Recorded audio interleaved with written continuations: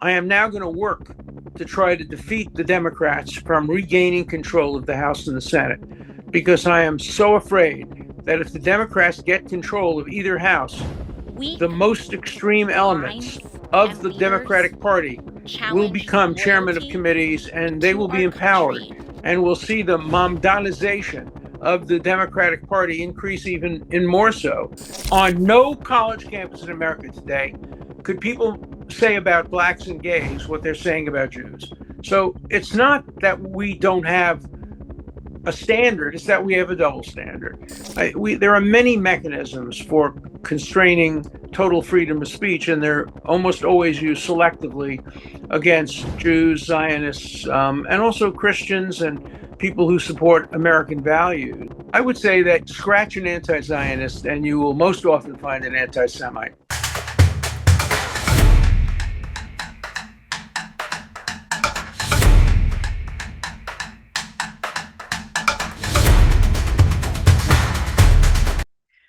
Welcome to the Viktor Frankl podcast. I'm Lori Fine, here with Rabbi Danny Schoenbach, the founder of the Viktor Frankl podcast. We are here with Professor Alan Dershowitz. He is Professor Emeritus of Harvard Law School, defender of civil liberties, prolific author, and renowned advocate for Zionism, Israel, and in the battle against anti-Semitism. Thank you so much for being here with us today, Professor Dershowitz. Well, I'm delighted to be on with you. Thank you. He's also the author of two new books called The Preventive State and Palestinianism, the newest attack on peace, human rights, and democracy. So, Alan, you have said that The Preventive State is the most important book that you have ever written. Why do you say that? Because it's the first book in the history of law really to focus on prevention as distinguished from reaction. And we're moving more toward taking action legally in a preventive way. Just recently, we saw a shooting in New York where innocent people were killed. And the first question everybody asks is, could we have prevented it? Could red flag laws have been used to prevent him from getting a gun? Could he have been confined as mentally ill? Could we have taken preventive action? When October 7th happened in Israel, the first question was, could we have prevented that from happening by a preemptive attack against Hamas before October 7th? Prevention is the trend, is the way in which the law is moving, and nobody has written a book about it. Nobody has tried to create a jurisprudence of it, and we're just merrily going along without realizing that if we have too much prevention, we could be moving toward an authoritarian state, and too little prevention, we could be moving toward anarchy. So this is the most important subject that we face as a legal matter, but most lawyers and law professors and writers are not writing about it. So I've written about it. Of course, the New York Times has refused to review it. They have reviewed all of my books prior to the day I defended Donald Trump on the floor of the Senate. But as soon as I defended Donald Trump on the floor of the Senate, notwithstanding the fact that I had 7 New York Times bestsellers, the Times absolutely canceled me and said, no, we will never review another Dershowitz book again. So I come on podcasts like yours because I want to speak directly to my readers, because they will not have a chance to read a review of it in the New York Times. They won't have a chance to hear me speak about it at the 92nd Street Y because they've banned me. They won't have a chance to hear me speak about this at Temple Emmanuel in New York because they've banned me. We live in an age of censorship, banning, and cancellation, which is why podcasts have become an important part of democracy. Couldn't agree more. But let me ask you a question about that. Do you think that there should be you speak out often about meritocracy and the need to bring meritocracy back to universities and other aspects of civil society. And do you believe that there's a meritocracy of speech? One of the things that you say in the introduction to your book is you talk about Joseph Goebbels and how he himself spoke and said that England and France could have prevented Nazi Germany from rearming, and he, if he had been in charge of them, would have done so, and that they waited too long to prevent the dangers of Germany. Likewise, do you think that the dangers of certain types of speech on college campuses and in our greater society have created these dangers? After all, you mentioned the murder last night. We've seen Colorado, DC, Pennsylvania attacks, and we have every reason to expect more. Where do you draw the lines? Been the hardest question since the first speech was invented. I think it was Sigmund Freud who said that civilization began when the first human being hurled an insult instead of a spear. And as soon as speech was created, we immediately had censorship. And so drawing the line between dangerous speech and uh, overt censorship has been a challenge that we've had since the beginning of time. And we've not dealt with it very well. We deal with it very selectively. We censor things we don't like, and we don't censor things we like, even though they may be dangerous.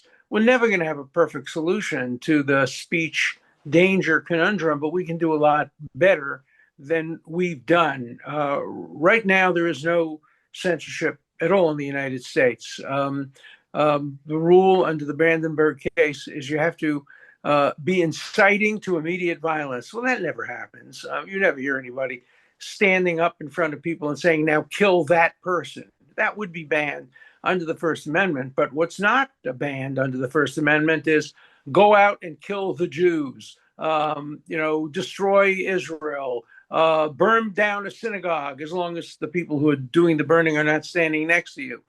I suspect that over the next few decades, we're going to see some change in free speech as we see free speech leading to more and more and more dangerous acts, just like I think we're going to see a change in the Second Amendment.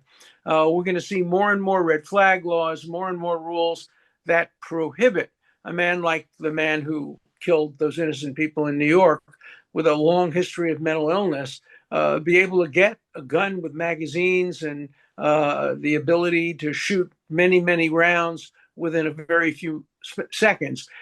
Law is a function of experience. As Oliver Wendell Holmes once said, the life of the law is not logic, it's experience. And certainly that's been my philosophy from the beginning of my legal career.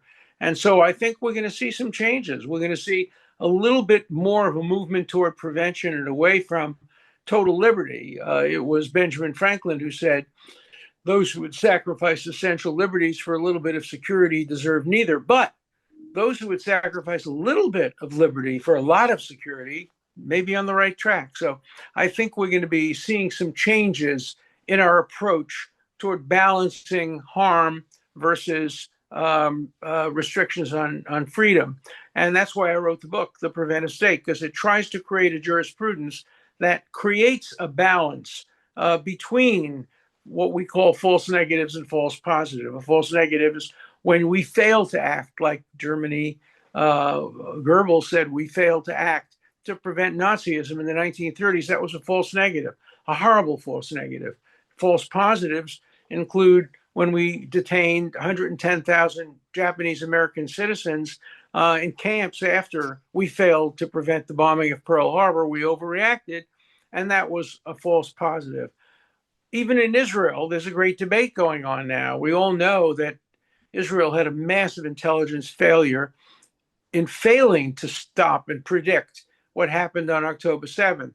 And many people in the world think they're now overreacting. I happen not to agree with that, but many people believe in that. So we see a necessary relationship between failure to prevent, between false negatives, and then overreacting false positives by preventing too much. So that's the thesis of the book. And I think people will find it interesting to think about the problems that are common problems, but in a new way. Pandemics, the environment, bail, all these things are preventive in nature, and people don't think about it systematically. And so I invite people to read The Preventive State in order to get a more systematic approach to the problem. And what about the difference between free speech versus incitement? Terminology used against the Jews, such as genocide. How do we deal with that effectively under the Constitution? Very hard, because the Supreme Court has said incitement is not enough. It has to be incitement to immediate harm that is likely to occur. So if you just get somebody making a speech calling for genocide against the Jews, that's protected speech. Where the problem arises is on no college campus in America today, could people say about blacks and gays what they're saying about Jews. So it's not that we don't have a standard, it's that we have a double standard. It's that it's perfectly permissible to say genocide against the Jews, but not genocide against blacks or gays. And that's where President Claudia Gay lost her job. She lost her job as president of Harvard, deservedly so. Let me emphasize, she was a terrible choice. She never should have been a president, probably shouldn't have been a professor. But she lost her job because she was imposing a double standard. She was saying, oh my God, you can't even misgender people. If you say the wrong thing about somebody's gender, you can be suspended from Harvard. But you can say genocide against the Jews. That's a matter of context. So when you apply a double standard, you violate the core of freedom of speech. But I think the problem is which standard is the right one? Is the standard that we should be consistently preventing these hateful slogans that result in violence, or is the standard that we should be consistently allowing everyone to just condemn each other, to lie? I would like to propose something else. I would say that, and I've been advocating for this since I was an undergraduate, that an institution like Harvard and other institutions has additional responsibility beyond what the government has no ability to. I think it's very clear constitutionally the government cannot impose on free speech, and people can be, as hateful as they want. But I've always felt, and I've always believed, that an institution like Harvard has an added commitment to truth and to valid speech, and if you want to say meritocratic speech, and to allow lies to be perpetrated and to be taught as though they have the same validity as things that are knowable and true, seems to me an abdication of the responsibility of these institutions to help us select what is correct and what isn't.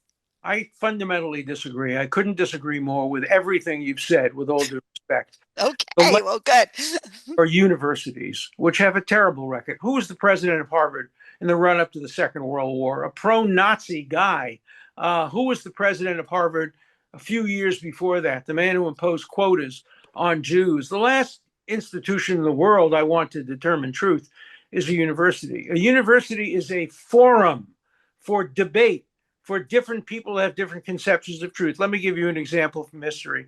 In the 1920s, Harvard was all involved in genetics, and it was involved in trying to say that you should prevent genetically inferior people from reproducing. That was the common thread at Harvard. That was the truth, capital T, capital T, the truth. Louis Brandeis believed in it. President Lawrence believed in it. All the people in social sciences believed in it. It was totally false. I don't want universities to determine truth. I want universities to permit everything to be debated as long as it's done fairly. Where we agree, I think, is this. Whatever standard you select, you have to apply equally to all groups. You cannot apply a different standard to blacks than you do to Jews, to women or gays or others. It has to be a single standard. My preference is for a standard in which everything is permissible and nothing is banned, certainly nothing that has to do with truth, because truth is a process. I call it the truthing process. And we don't know the truth. I mean, if you're very religious and you believe the truth is in the Bible, okay. If you're a fundamentalist, that's your belief. But I'm a rationalist. I don't know what the truth is. I'm almost 87 years old. I still haven't found the truth.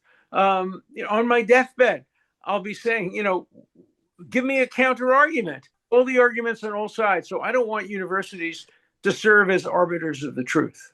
Well, I don't either, and I think we agree on that. Yeah. But I wonder if you therefore think it's just fine that Harvard offers all of these courses where respect and authority of professors at the university is essentially persuading an entire generation that Israel is a genocidal nation, that Israel maintains an apartheid state, and other facts and other ideas that are presented as fact and are never really counterbalanced at the university.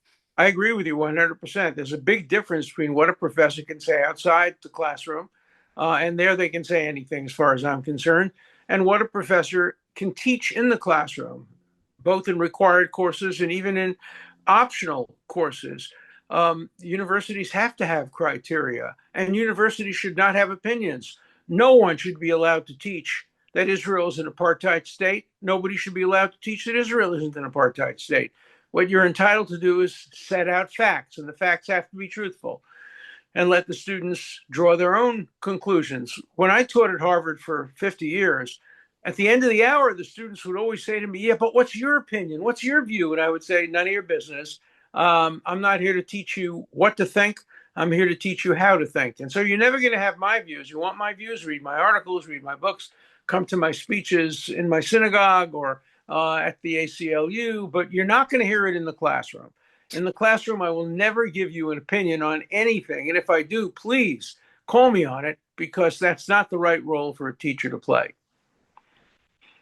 Okay. Do you think if Goebbels he's famous for promoting anti-Jewish propaganda? Sure. Do you think if he were alive today, he would be invited to Harvard to speak, and should he be?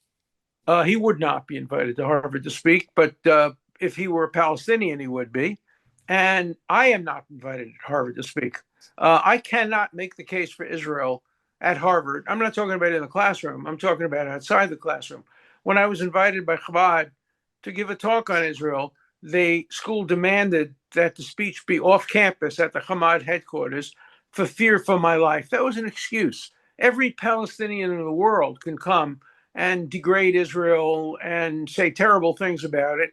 But you have somebody like me who's a moderate on Israel. I'm in favor of ultimately a two-state solution if it can be worked out with the safety of Israel. I'm in favor of legitimate Palestinian rights, but I cannot speak at Harvard. I cannot speak at any major university today in the United States.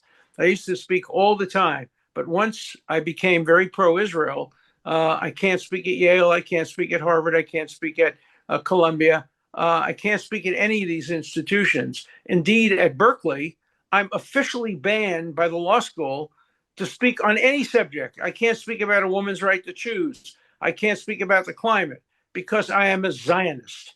And if I am a Zionist, I am prohibited by Berkeley, University of California, public university, by the rules of, I think, 13 organizations, including feminist organizations, gay organizations, Black organizations. I cannot speak only because I'm a Zionist. And that applies to anybody who considers himself a Zionist? Well, not only that, it applies to anybody who's a Jew unless they renounce Zionism. So it goes even further than that. If you're a Jew, you're presumptively a Zionist and you have to renounce it. If you renounce it, then you can speak. How disgusting. It is. And how disgusting. In the law school, Erwin Chemerinsky cannot speak at his own law school, at the Feminist Society and other societies. And by the way, he supports that view. I don't. I disagree with him on that. I think that state-funded, governmentally funded clubs like that cannot discriminate on the basis of religion and ideology, and that's what this is. Zionism, for many people, is a surrogate for Judaism. And so Erwin and I disagree about that, but what we agree on is that neither of us can speak at any of these clubs. That is disgusting. Would you also say, because of that, that we can indeed say that anti-Zionism is anti-Semitism? Would you agree with that or not? I would say that scratch an anti-Zionist and you will most often find an anti-Semite. There are, and there have been historically, some obviously political and religious anti-Zionists. The Neturei Karta is anti-Zionist. They're Jewish. And there are other groups, the American Council on Judaism, Reform Judaism, the movement, the whole New York Times movement, the Sulzbergers were Jewish anti-Zionists. But I think today on college campuses, an anti-Zionist is very likely to be somebody who hates Jews. It's not a one-to-one correlation, but it's pretty close. I think it's interesting what you said about how security was used as an excuse for what you believe was really suppression of speech. No I doubt. can I can tell you last fall I organized a summit at Harvard about Zionism, antisemitism, and the future of higher education. It was sold out with over 1,000 attending, and in the planning process, Harvard at one point wanted to charge us an exorbitant amount, which I believe was actually the cost, but it was in the hundreds of thousands of dollars for security to have a conference on that topic. We had already reserved the room at Sanders Theater, iconic venue, and had lined up speakers, many of whom were Harvard alumni, Dara Horn, Einat Wilf, and we were told at one point it would be hundreds of thousands of dollars in security. Now, luckily for us, they did relent and they did, in fact, end up providing the security. But I think that, especially in view of your book and what we were talking about initially, this idea that security is a means of controlling speech is something that I think we may be seeing more of. I think we see it in synagogues and elsewhere as well. Do you I, agree with that? no, I do agree with it, and I don't think they would impose the same requirement for a group, a controversial Black group, or a feminist group, or gay group. Double standards. Yeah. Is selectively imposed on Jews. I have had that happen in a number of places, but generally, the appropriate approach is to have the university pay for security. But when I spoke at Johns Hopkins University, there was a lot of security, and this was years ago. This is before I defended Donald Trump. Once I defended Donald Trump, I was no longer welcome on college campuses because they're supposed to be politically neutral. Ha ha ha. But they had pictures of me with the Hitler mustache.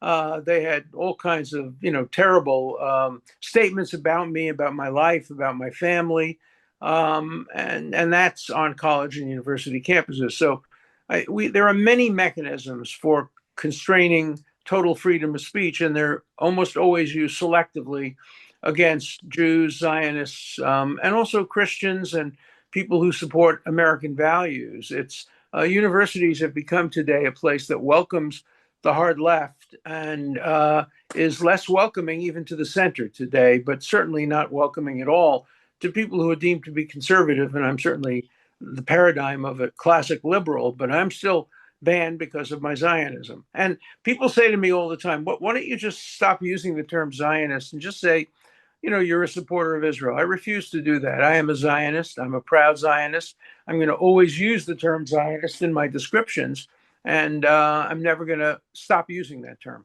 Yeah, I think we wanted to segue over to how you came to embrace that.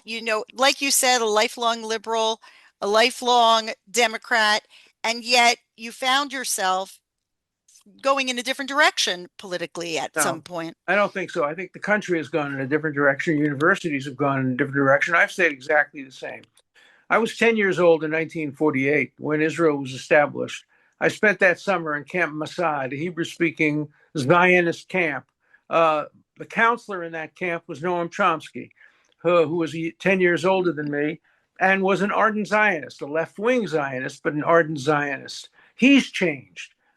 Universities have changed. When I went to Harvard in 1964, everybody supported Israel. In 1967, in the run-up to the Six-Day War, I went around collecting funds for the IDF, and people, Jews, non-Jews, contributed. Not a single person protested or objected. So I haven't changed at all. I'm boringly consistent with my views. I'm still a classic liberal, in the spirit of Louis Brandeis and others who I regard as my mentors.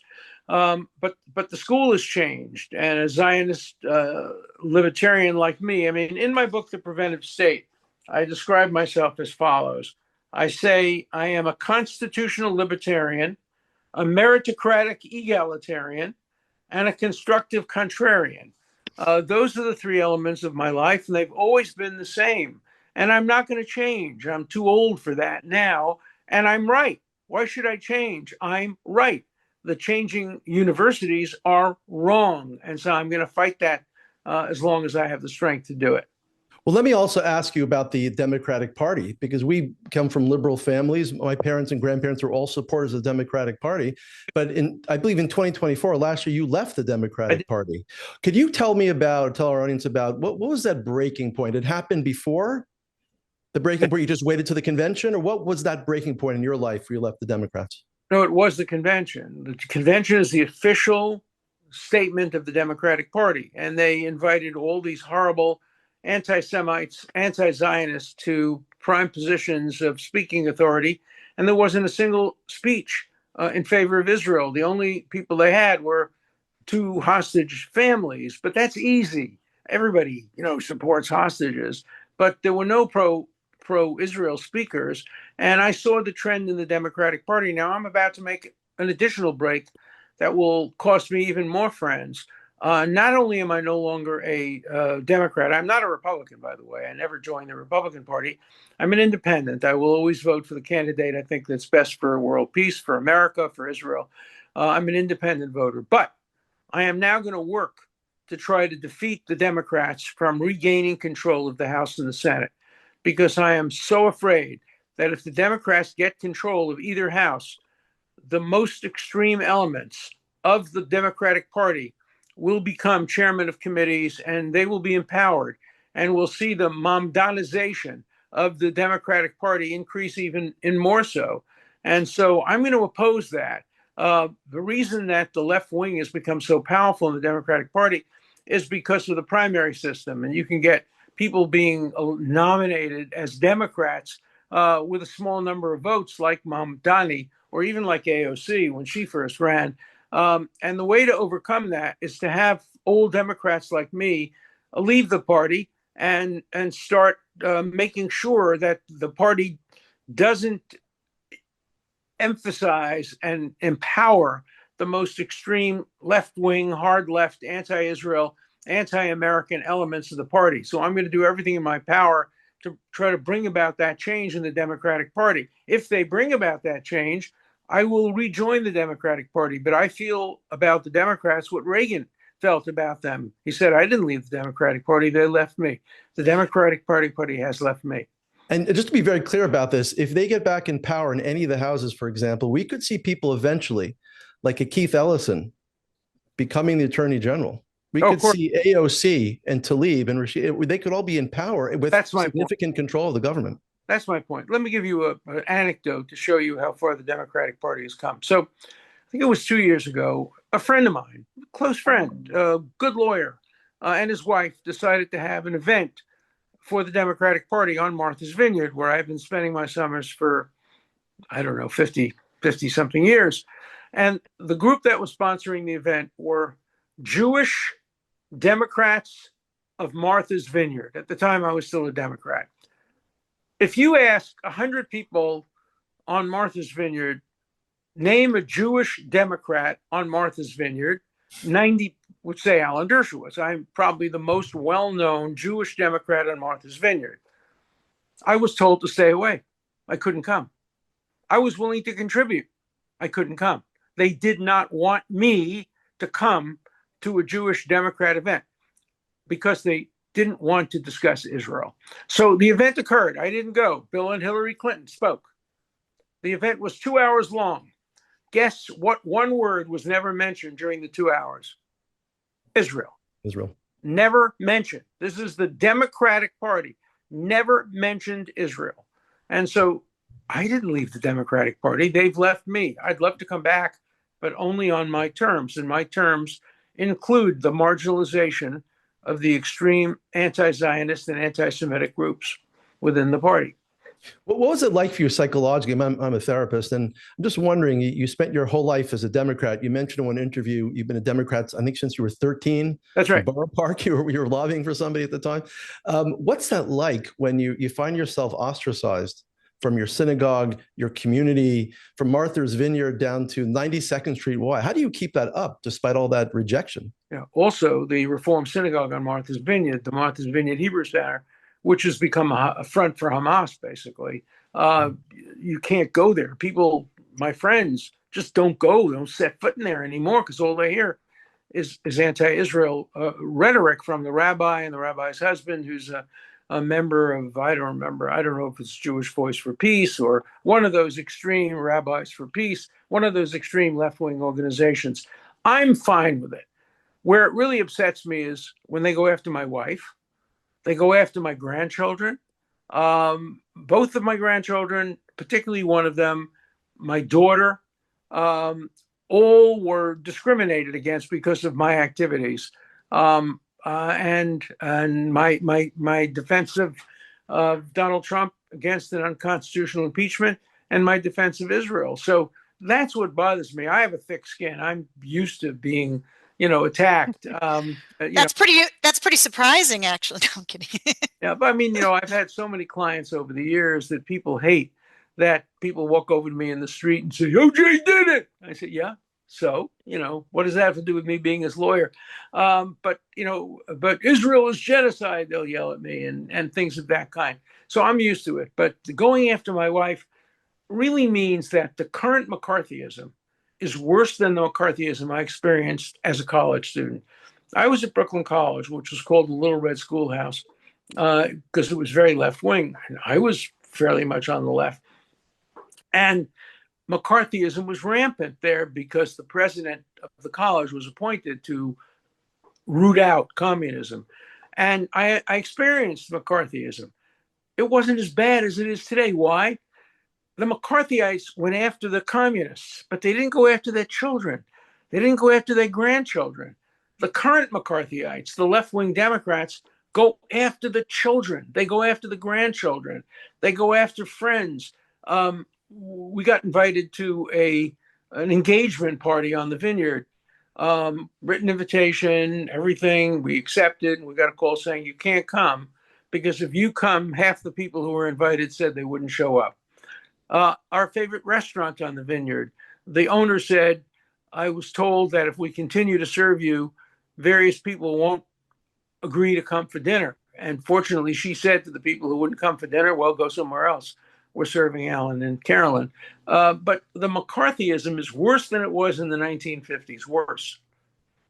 Does that have something to do? You wrote another book called Palestinianism, which I want to congratulate you. It was a brilliant title and a concept. I was just waiting to hear it for years, and finally you encapsulated in your book.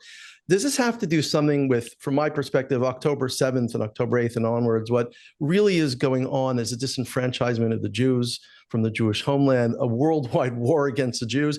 Is that the essence of Palestinianism? Yes. Palestinianism has nothing to do with the rights of a particular people. It's the wrongs of another people. Palestinianism is designed to destroy a country, Israel. Zionism is designed to build a country. The Palestinians have the worst case for human rights of any group in the world today.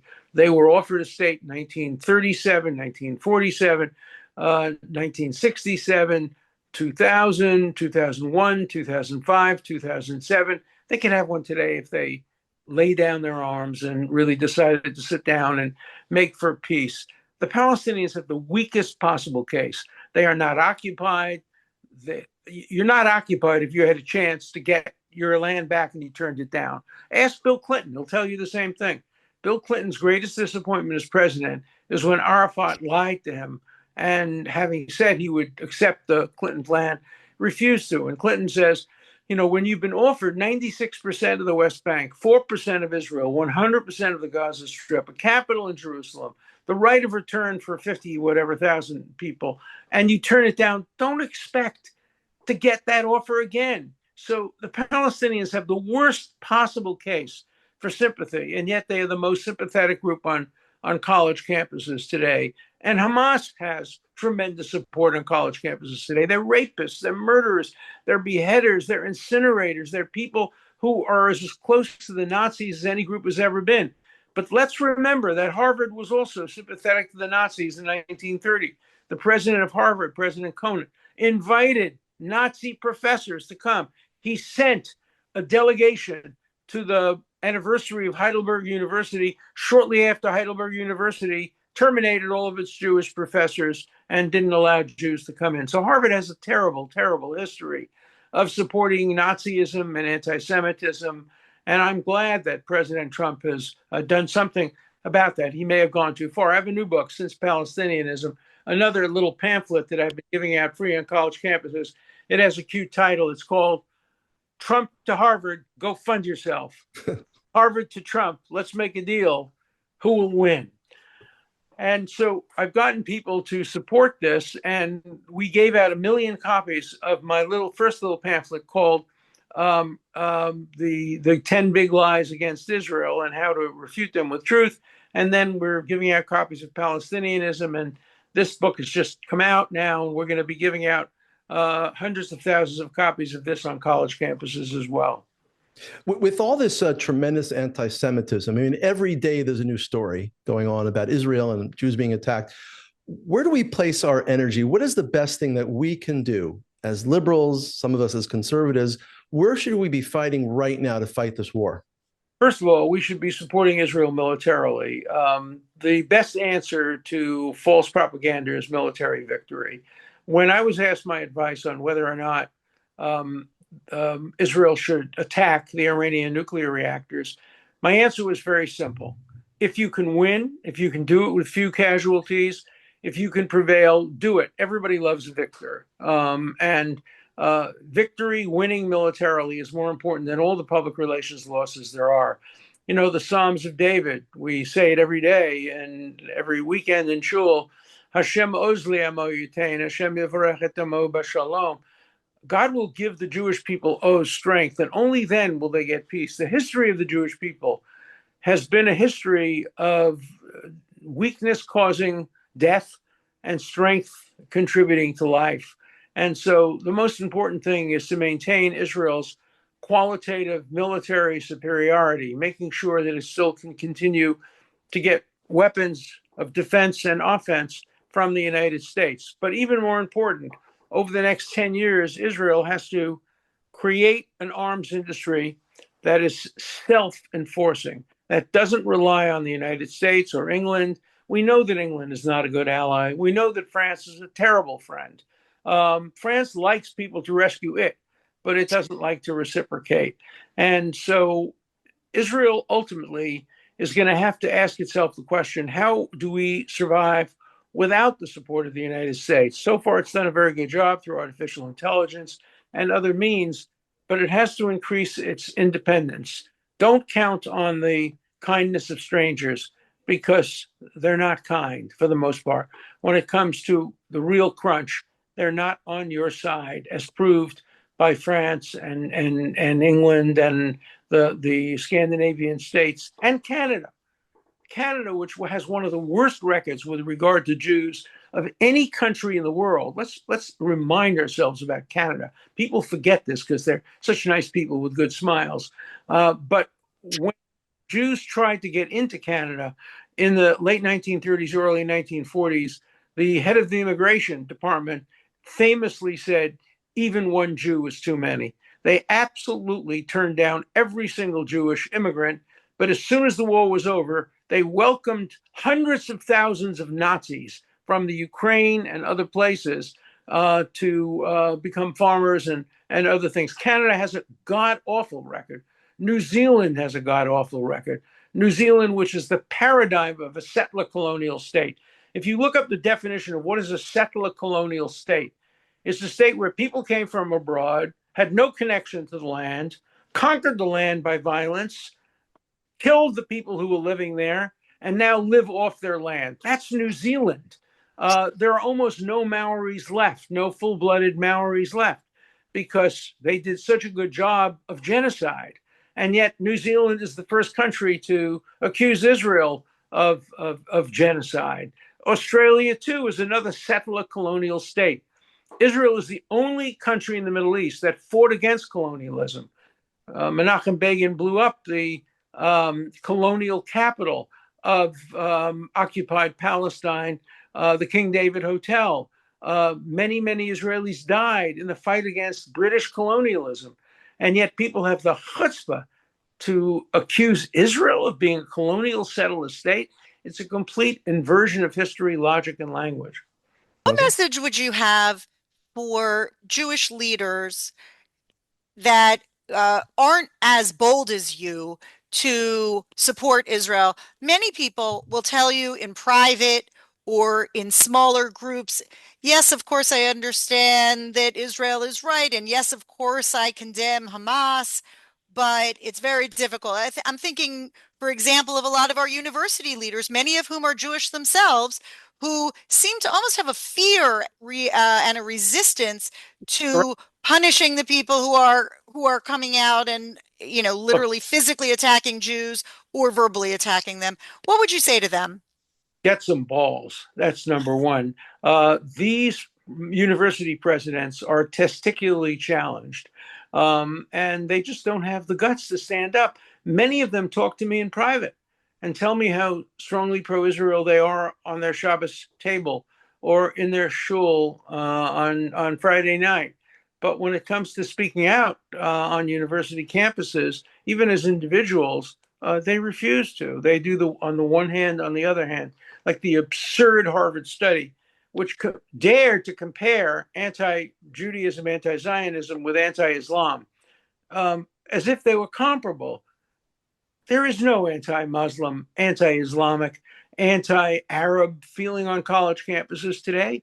They are the heroes. They're the ones who have the demonstrations in their favor. They're not stopped from going to class. But when you create a moral equivalence when there is none, that's when you get the kind of double standard that we see dominating on university campuses today. So my message to the leaders of universities and to Jewish leaders in general is expose the double standard, speak the truth to power, and don't ever, ever back down.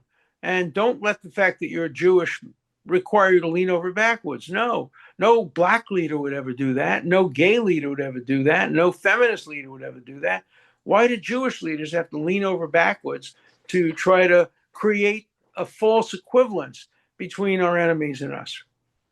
Wonderful. I just want to, you quoted Justice Scalia, you said is a good friend of yours, who said that to be in the place where the land of the free, it also has to be the home of the brave. In our language, you'd probably call it chutzpah. And that's probably what we need more of from Jewish leadership is just more chutzpah and more bravery and stop being so scared. Well, I wrote that 35 years ago in my book Hutzbah, which was the #1 bestseller of the New York Times. It got a phenomenal review on the pages of the New York Times. If I wrote Hutzbah today, Times wouldn't mention it. It wouldn't review it. It wouldn't put it on the bestseller list, no matter how many copies it sold. The New York Times and CNN are becoming great enemies. But let me tell you who else are great enemies of Jewishness. The Jewish Daily Forward has become basically their Der Stürmer of modern times. Anything you can say bad about Jews, you're going to find it in the Forward. Anything you can find bad about Israel, you're going to find it in the Forward. The same thing is true with Haaretz. So both the Forward and the Haaretz are the two most dangerous publications for Jews. Why are they more dangerous than Al Jazeera? Because they have the credibility. It's called Argument by Ethnic Identity. The Forward says, oh, look, we're a Jewish magazine. We used to be called Der Vorwitz. My grandmother used to read it. Your grandmother used to read it. Now it's become a screed against Jews in Israel, and it has credibility because of its Jewish roots. So that's why it's so dangerous. Haaretz, the same thing. B'Tselem, the so-called human rights organization that wouldn't recognize a human right if it fell over it. It's a left-wing organization, not a human rights organization. Physicians Without Borders, all these organizations have become the leading voices for Hamas and against Israel. And so we have to expose them as such, and we have to elevate emet, truth, above everything else. And the truth will create friends if we have credible truth. And right now, with the internet, truth is not a high value. I think, we're coming up on the time. If you had met, I'm very involved with a lot of college students and a lot of their parents. And I'm wondering, as a parent, as a grandparent, when you look and see the scene today, when you see all of the messages that our kids are getting and our young people are getting, what message do you think that we can give them, that we as parents can give students and give our young people to help them embrace the bravery and the boldness that you yourself have? Well, I think the message is just because everybody says something doesn't make it right. Everybody said that the Jews killed Christian children and used their blood to make matzahs. That was widespread all over the world. If there was polling back then, you ask anybody in any country in Europe, of course Jews killed children and used their blood for matzahs. But it wasn't true. And just because everybody says it on the internet that there's starvation in Gaza, no, no, no, there isn't. There's crying wolf. People have been yelling about starvation since October 8th. Israel can do more. The United States can do more. The surrounding Arab countries can do more. But this claim, particularly of genocide, is so false that no matter how many people say it, don't believe it. Don't be influenced by your peers. Get to the truth yourself. Stand up to the truth. Be willing to take the slings and arrows of outrageous fortune as long as you have the truth on your side. And so for me, that's the key. Make people stick to principles, apply a single standard, and we will prevail. Inspiring. Thank you so much. What a fantastic message. Look forward to having you back in the future. And honestly, I was so inspired by your books. So. Thank you. Good. Please go out and get this. You can't get it in bookstores because they also have banned some of my writings. Get this on Amazon or on Barnes & Noble and send a message to the New York Times that we don't really care about you. We care about what these podcasts are showing. And thank you for having a podcast. As I say, it's the lifeblood of democracy and the First Amendment today, our ability to communicate directly through podcasts. Thank you so much. Thank you so much. Awesome.